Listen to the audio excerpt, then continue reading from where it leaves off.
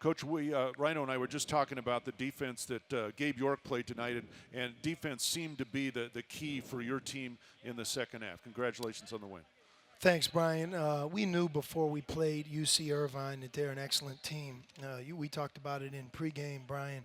When you have a team that's won 23 games like they did a year ago and returns the lineup that they return with both experience, size, and then also immense talent, that like I said before we played them, we're going to play a lot of teams in McHale. There's a lot of teams we play in McHale that won't be as good as UC Irvine.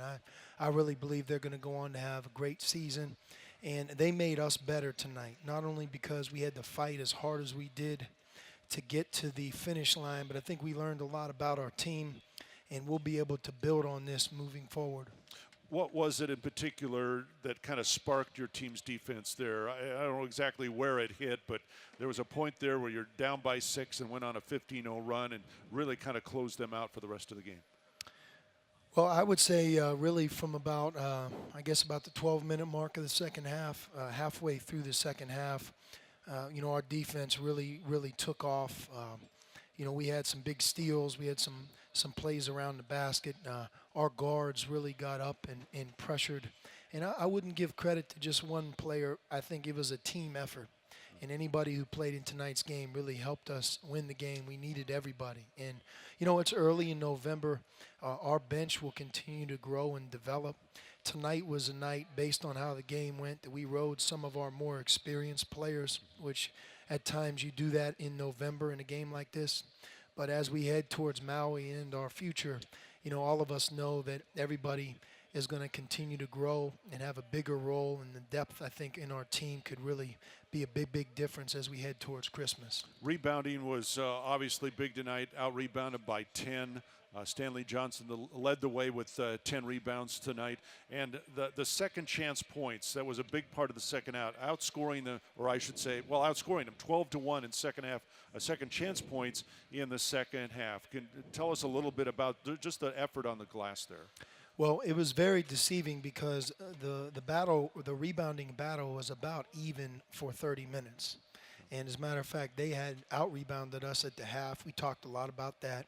The fact we ended the game with 40 rebounds to their 30 and ended with 13 second shots, that's a great sign for us because that's one of our strengths.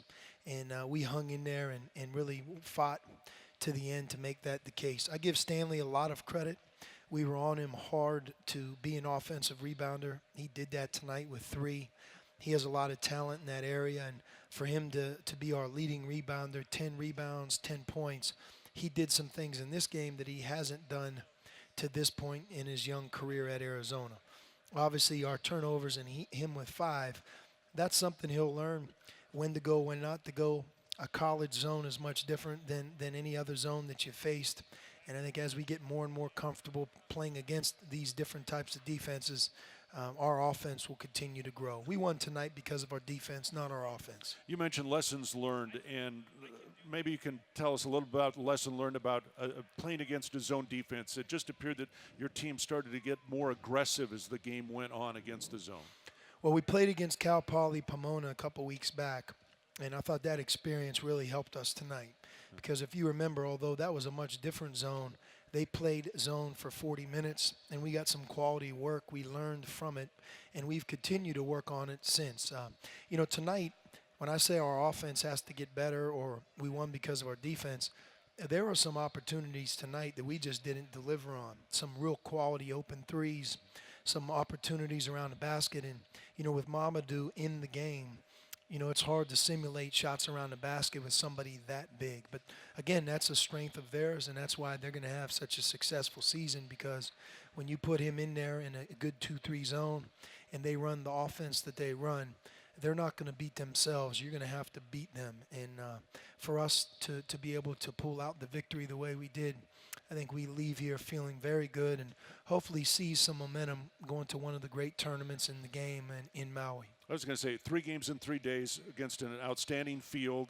You've been there before. It's difficult to win, but at the same time, you get a chance to play some of the other better teams in the country. Is that really what it's all about this early in the season? It is, but we're really going there to win. Yeah. You know, Brandon, Caleb, and Gabe have played in 2 of these exempt tournaments, 2 great exempt tournaments. You were with us, Brian, a couple years ago in Hawaii at the Diamond Head Classic on Christmas Day. We had a great game against San Diego State. Nick Johnson blocked a shot off the board to win the game.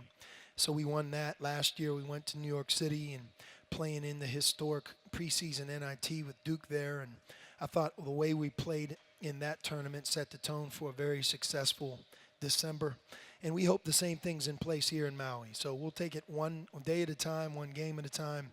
But I think all of us are really excited to get there and compete and play, like you said, on a stage like that. All right, congratulations. We'll see you there. Thank you, Brian. Head coach Sean Miller here courtside as the Wildcats beat UC Irvine 71-54.